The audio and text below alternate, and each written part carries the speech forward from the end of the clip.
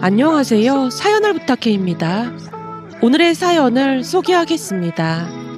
시아버님이 돌아가시고 큰 충격을 받은 시어머님께서 힘겨운 나날을 보내고 있었습니다. 식음을 전폐한 채 눈물만 흘리셨으니까요. 시어머님의 마음이 충분히 이해가 되었던 것이 두 분은 다른 사람들의 부러움을 살 정도로 금실이 좋았습니다.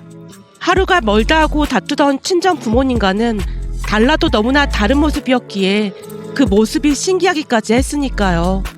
3남매를 낳고 사는 동안 목소리를 높여 다툰 적이 손에 꼽을 정도였다니 두 분의 사이가 얼마나 좋았는지 굳이 설명할 필요조차 없을 것 같습니다. 살아생전 시아버님은 시어머니께 꽃 선물을 참 많이 했습니다. 혹여나 꽃집 앞을 지나가기라도 하면 장미꽃 한 송이라도 사서 시어머니께 드리곤 했는데요. 꽃을 받아든 시어머님 또한 실은 내색 한 번 없이 꽃을 받아들고는 수줍게 웃곤 했습니다. 그런 시어머님의 얼굴은 마치 꽃을 처음 선물 받은 사람처럼 세상에서 가장 행복한 사람 같아 보였다고 해야 할까요? 그랬던 시아버님이 갑작스레 먼저 떠나셨으니 시어머님에게는 어마어마한 충격이 아니었을까 감히 짐작조차 되지 않았어요. 결국 3남매가 시댁에 모였고 대책 회의를 했습니다. 우선 아주버님이 가족들을 둘러보며 말을 했어요. 다들 알겠지만 어머니께서 식사도 잘 못하시니까 우리 중 누군가 좀 돌봐드려야 할 것 같은데. 순간 형님과 눈이 마주친 아주버님이 당황한 표정으로 말을 끝맺지 못했는데요. 형님이 팔짱을 낀 채 아주버님을 있는 대로 노려보고 있었거든요. 평소 형님의 성격은 까칠하다 못해 할 말은 무조건 다 해야만 직성이 풀리는 그런 사람이었어요. 그리고는 항상 형님은 당신처럼 뒤끝없는 사람도 없을 거라는 말을 덧붙였고요. 하지만 형님의 직설적인 말로 인해 가족들 중 상처를 받지 않은 사람은 단 한 사람도 없다고 할 정도로 이기적인 편이었습니다. 아주버님은 그런 형님에게 꽉 잡혀 살고 있었기에 그날도 아주버님 말이 마음에 들지 않았던 것인지 형님이 끼어들었습니다. 여보, 말을 그렇게 두리뭉실하게 하면 어떡해. 아무튼 당신은 흐리멍텅해서 문제야. 됐으니까 당신은 입 다물고 있어. 내가 말할 테니까. 형님이 아주버님을 억지로 자리에 앉히고는 말을 이어갔습니다. 미리 말씀드리지만 우리는 절대 어머님이랑 같이 못 살아요. 다들 제 성격 잘 아시죠? 가족들 모두 저 때문에 불편해하고 있는 거 저도 잘 알고 있어요. 다들 저를 많이 불편해하잖아요. 형님이 가족들을 둘러봤고 다들 고개를 숙인 채 입을 다물고 있었는데요. 다 알고 있으니까 그럴 필요 없어요. 하지만 제 성격은 바뀌지 않을 거고 저는 바꿀 생각도 없어요. 근데 어머니께서 이런 저와 함께 사시면 오히려 어머님이 불편해하실 거예요. 그래서 저는 절대 어머님과 같이 살 생각이 없습니다. 형수님, 앞으로 계속 모시라고 하는 것도 아니고 잠시만 모시라고 하는 건데 조금 무책임한 발언 아닙니까? 서방님, 말은 똑바로 해야죠. 제가 안 모시겠다는 게 아니라 어머님이 불편해하실 거라는 말이잖아요. 그러니까 그런 식으로 확대 해석하지 말아주세요. 그게 그 말 아닙니까? 그럼 형수님은 아무것도 안 하고 발을 빼시겠다, 뭐 그런 말인 거네요. 하긴 뭐 형수님한테 뭘 기대한 것도 없긴 합니다. 사람들한테 항상 상처만 주는데 누가 좋아하겠습니까? 상처를 주긴 누가 상처를 줬다는 거죠? 저는 그저 사람들에게 쓴소리를 좀 하는 것밖에 없거든요. 쓴소리요? 본인만 그렇게 생각하겠죠. 서방님, 오늘따라 왜 이러는 거예요? 오늘따라가 아니라 그동안 가족 모두가 참아왔다고 짚어드리고 있는 것뿐입니다. 남편과 형님이 목소리까지 높여가며 싸우고 있었는데요. 안방에 시어머님이 누워 계셨기에 제가 참지 못한 채 두 사람에게 소리쳤어요. 두 사람 다 그만 좀 해요. 어머님 듣고 계시는데 뭐 하는 거예요? 맨날 입 꾹 다물고 있던 동서가 목소리도 높일 줄 아네. 우리가 모시고 갈 거니까 형님도 그 비아냥거리는 것 좀 그만하세요. 저도 뱀보다 차가운 형님한테 단 하루도 어머님 못 보내겠으니까요. 뭐? 뱀보다 차가워? 아무튼 우리가 어머님 모시고 갈 테니까 다들 그만 좀 하세요. 별일도 아닌 걸 가지고 다들 뭐 하는 거예요? 어머님 지금도 충분히 힘드시니까 다들 그만 좀 하세요. 진짜 눈 뜨고 볼 수가 없네요. 제가 가족들을 노려보고 있자 갑자기 신우이가 눈물을 뚝뚝 흘리며 제 손을 잡고 말했어요. 작은 언니, 정말 고맙고 죄송해요. 저도 매일같이 힘들겠지만 돌아가면서 같이 모셔봐요. 아니에요. 아가씨는 상황이 좀 그렇잖아요. 제가 정 힘들면 말할게요. 라는 제 말에 신우이가 고개를 끄덕였는데요. 사실 시누이는 맞벌이에다가 조카들이 아직은 손이 많이 가는 나이다 보니 현실적으로 힘든 부분이 많았거든요. 평소 같았으면 시어머님이 오히려 이것저것들을 도와줬겠지만 종일 누워만 계시는 시어머님을 시누이가 모시는 일은 결코 쉬운 일이 아니라는 생각이 들었습니다. 그에 비해 형님은 전업주부였지만 단 하루도 시어머님을 모실 수 없다고 단언하듯 말을 했기에 제 입장에서는 상당히 불쾌할 수밖에 없었어요. 시누이와 제가 서로를 위로하고 있을 무렵 형님이 급히 말을 꺼냈어요. 그럼 동서가 어머니 모시면 되겠네. 그러겠다는 거잖아. 네, 우리가 모시고 갈게요. 그럼 얘기 끝났으니까 두 분은 그만 가보세요. 그래, 잘 생각했어. 어머님도 우리 집보다 동서네 집이 훨씬 편하실 거야. 어머님이 하루 종일 누워만 계신데 밥만 잘 챙겨드리면 되는 거잖아. 생각보다 손이 많이 가진 않을 거야. 형님, 알았으니까 그만 올라가 보시라고요. 제가 다시 성난 목소리로 형님을 노려보고 있자 형님이 후다닥 짐을 챙겨서 집을 나서는 모습이었어요. 잠시 후 안방으로 들어가서 시어머님을 설득했습니다. 어머님, 당분간만 우리 집에서 같이 지내세요. 제가 회사를 안 다니면 여기 내려와 있고 싶은데 회사를 그만둘 수가 없어서 이 방법밖에 없네요. 난 괜찮으니까 그냥 니들끼리 올라가. 나 혼자 잘 지내고 있는데 뭔 걱정이야. 어머님 지금 엄청 야위셨어요. 식사도 잘 안 하고 계시잖아요. 저번에 가져다 드린 음식도 다 상했더라고요. 대체 냉장고 문을 언제 열어보신 거예요? 그냥 물 말아서 밥만 조금 먹고 있어. 굶진 않으니까 걱정하지 마라. 시어머님 입장에서는 미안할 수밖에 없었기에 계속해서 거절을 했습니다. 아버님께서 우리한테 어머님을 몇 번이나 부탁하셨는지 모르시죠? 제 입에서 아버님이라는 단어가 새어나오자마자 시어머님이 몸을 벌떡 일으켰어요. 니들 아버지가 그랬어? 뭐라고 했는데? 어머님 잘 좀 보살펴달라고 부탁하셨죠. 안 그럼 하늘에서 벼락을 내릴 거라는 말까지 하셨어요. 우린 벼락 맞기 싫으니까 얼른 같이 올라가요. 갔다가 어머님 괜찮아지면 다시 내려오시면 되잖아요. 저승 가는 사람이 누굴 걱정하고 앉았어. 그렇게 걱정이 되면 가질 말고 같이 있었어야지. 나만 두고 가면 내가 어찌 사냔 말이야. 순간 시아버님 생각이 나는지 시어머님이 또다시 눈물을 흘렸습니다. 그렇게 간단하게 죽을 사서 시어머님 입에 떠넣어드렸는데요. 차를 타고 올라가다 힘이 들까 걱정이 되었거든요. 그렇게 시어머님을 모시고 집으로 올라왔습니다. 처음 며칠 동안은 무기력하게 계시던 시어머님이 서서히 몸을 움직이기 시작한 건 우리 아들이 건넨 꽃 한 송이 덕분이었는데요. 내내 누워만 계신 할머니를 보며 마음이 아팠던 것인지 어느 날 아들이 제게 물었습니다. 할머니는 이제 안 웃는 거야? 아니야. 할머니한텐 시간이 조금 더 필요한 것뿐이야. 곧 괜찮아지실 거야. 난 기분이 안 좋을 때 엄마가 맛있는 거 해주면 기분이 좋아지던데 할머니도 맛있는 거 먹으면 기분이 좋아질 수도 있어. 근데 할머니는 뭘 드시고 싶진 않으신가 봐. 맨날 할머니한테 꽃을 선물하던 할아버지가 안 계셔서 할머니 마음이 아픈 건데 조금만 지나면 괜찮아지실 거야. 제가 지나가는 말로 그런 말들을 했던 것 같은데 평소 할머니 할아버지와 잘 지냈던 아들 눈에는 그런 할머니의 모습이 낯설게만 느껴졌던 것 같았어요.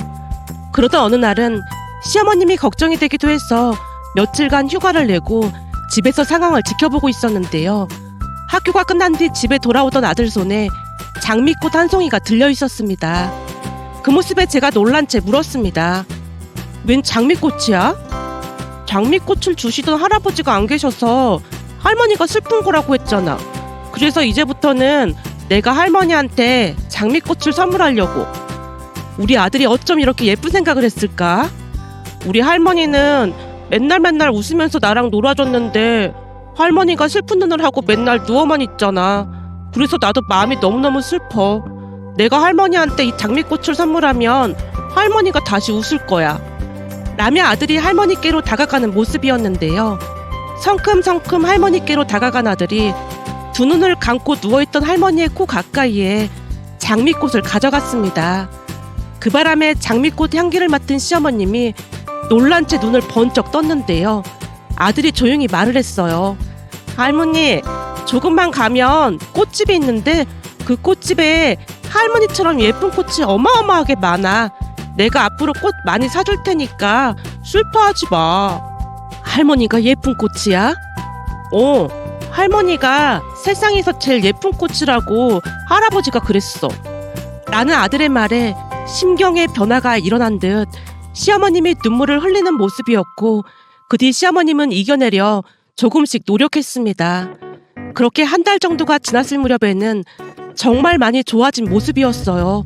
퇴근을 해서 보니 집안이 말끔하게 정리가 되어 있는 건 물론이었고 저녁 식사까지 차려져 있었거든요. 그 모습에 놀란 채 시어머님을 말리기도 했어요. 어머님, 그냥 쉬고 계시라고 했잖아요. 아직 많이 힘드실 텐데 청소랑은 뭐하러 하셨어요? 종일 누워만 있으면 시간도 안 가고 우울한 생각이 드는데 이렇게 청소도 하고 밥도 하고 하니까 시간 가는 줄 모르겠지 뭐니. 내가 좋아서 하는 일이니까 넌 상관하지 마라. 우리 손자 마중도 가고 하루가 참 즐거워. 오늘도 우리 손자가 아주 예쁜 꽃을 선물했어. 화병에 예쁘게 담긴 꽃을 보여주며 시어머님이 활짝 웃었습니다. 그 뒤 시어머님은 하루하루 바쁘게 지내셨는데요. 어느 날은 시어머님이 쇼핑을 가자고 했어요. 종일 집에만 있는데 TV가 너무 작아서 불편해. 그래서 말인데 TV를 하나 바꿨으면 하는데 괜찮겠니? 아, 그러셨어요? 그럼 주말에 같이 사러 가요. 예전과는 많이 달라진 모습에 제가 반가운 표정으로 대답했는데요. 시어머님 또한 활짝 웃으며 반기는 모습이었습니다. 오랜만에 밝아진 모습에 큰맘 먹고 크고 좋은 TV로 사야겠다는 생각을 한 채 가전제품 매장으로 들어갔지만 TV뿐만 아니라 다른 가전제품까지 둘러보던 시어머님이 입을 열었어요. 요즘 집에서 건조기를 많이 쓴다고 하던데 건조기도 하나 있었으면 좋겠더구나. 건조기요? 그래, 니들 맞벌이 하느라 바빴을 텐데 집에 건조기가 하나 없어. 이게 그렇게나 편하다고 하지 않니? 내가 사줄 테니까 이번 참에 하나 사자. 아니에요, 사려면 저희가 살게요. 됐어, 내가 사줄 테니까 넌 그냥 가만히 있기나 해. 이래야 나도 마음이 편해서 그래. 내가 그날 안방에서 니들 다투는 소리 다 들었어. 역시나 첫째는 얄미운 말만 하고 있더구나. 너한테 고마워서 주는 선물이니까 부담 갖지 말고 받으렴. 그날 시어머님이 가전제품들을 이것저것 사주셨습니다. 그 뒤에도 백화점에 가서 제 옷과 백을 사주기도 했어요. 제가 거절을 했지만 시어머님이 단호한 목소리로 말했어요. 내가 좋아서 하는 거니까 그냥 받아. 내내 우울하다가 요즘에 다시 살 맛이 나는데 넌 내가 다시 우울해졌으면 좋겠니? 그런 건 아닌데 요즘 들어 돈을 너무 많이 쓰시니까 걱정돼서 그렇죠. 왜? 내가 돈이 없을까봐 걱정인 거야? 그게 아무래도 너무 큰 돈을 쓰시니까 걱정이 될 수밖에요. 내가 너한테만 말하는 거지만 네 시아버지랑 있을 때 둘이 먹고 살 만큼은 모아놨다. 그러니까 아무 걱정하지 마라. 우리가 모아놓은 돈 자기 만나러 오기 전에 다 쓰고 오라고 했거든. 알고 보니 두 분이 노후 대책으로 돈을 꽤 많이 모아놓으셨던 모양이었어요. 그 뒤에도 시어머님은 우리 집에서 지내면서 행복한 시간을 보내고 있었습니다. 사실 저도 시어머님 덕분에 한결 편해질 수밖에 없었는데요. 아들을 돌봐주는 것뿐만 아니라 살림도 많이 도와주셨기에 맞벌이를 하는 우리 입장에서는 그저 감사할 수밖에 없었습니다.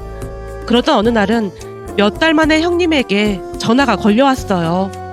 동서, 잘 지내고 있는 거야? 네, 잘 지내고 있어요. 요즘 많이 힘들지?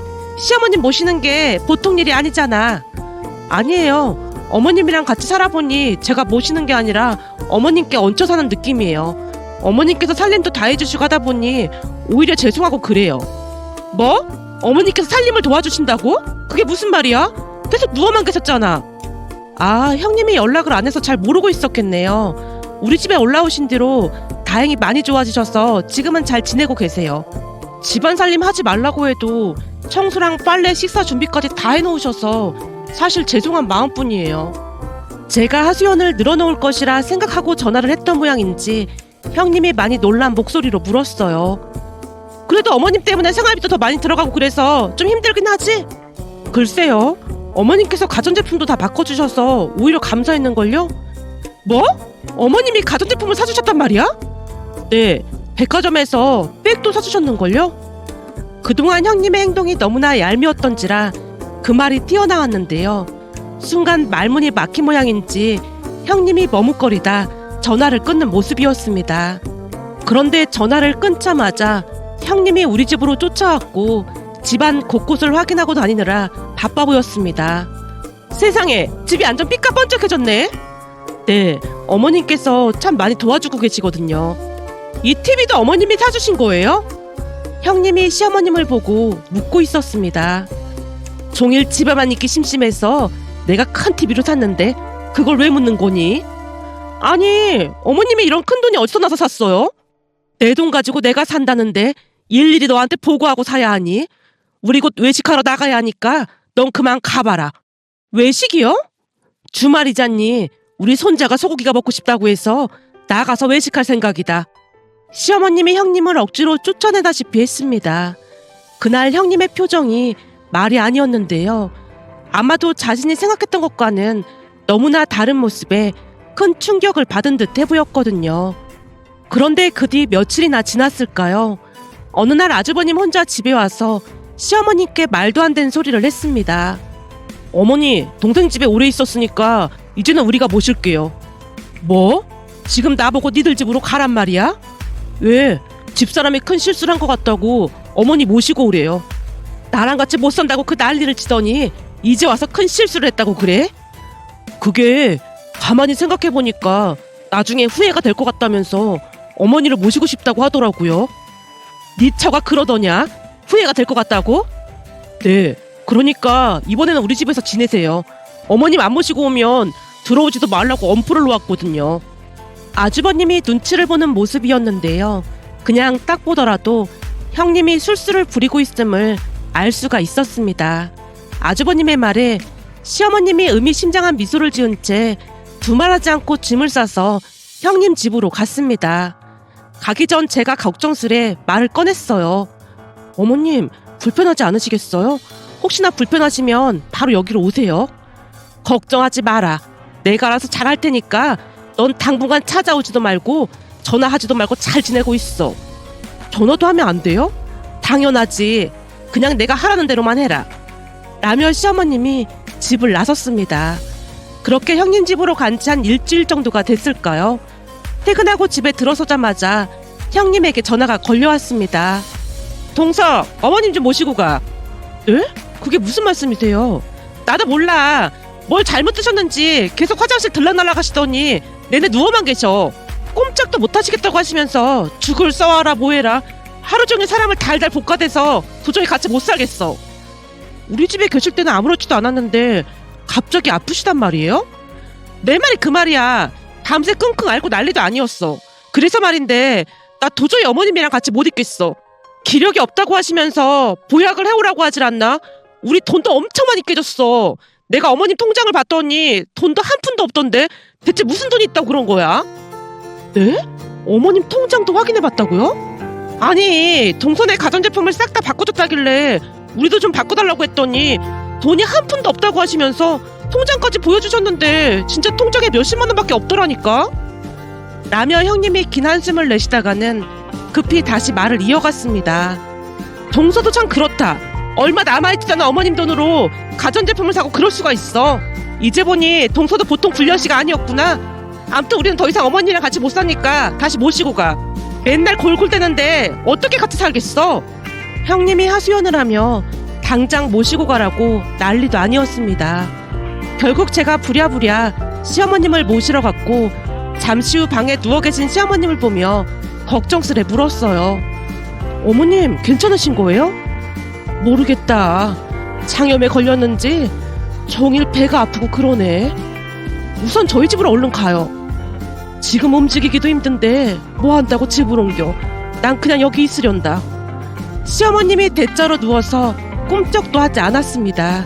그 모습에 형님이 안절부절 못한 채 어쩔 줄을 몰라하며 말했어요. 어머님, 전에는 동서집이 편하다고 하셨잖아요. 아니야, 내가 지내보니까 여기가 훨씬 편해. 이래서 맏며느리는 하늘에서 내려준다는 말이 있는 건가 보다 싶더라니까. 둘째 내 가면 집안 살림을 내가 다 해야 하는데 여기서는 가만히 있어도 매끼 밥도 주고 얼마나 편한 줄 모른다. 그러니까 난 여기서 그냥 살참이야. 시어머님의 말에 형님의 얼굴이 사색이 되어 있었어요. 어머님, 사실은 어머님이 이렇게 하루 종일 누워만 계실 줄 알았으면 저도 어머님 안 모시고 왔을 거예요.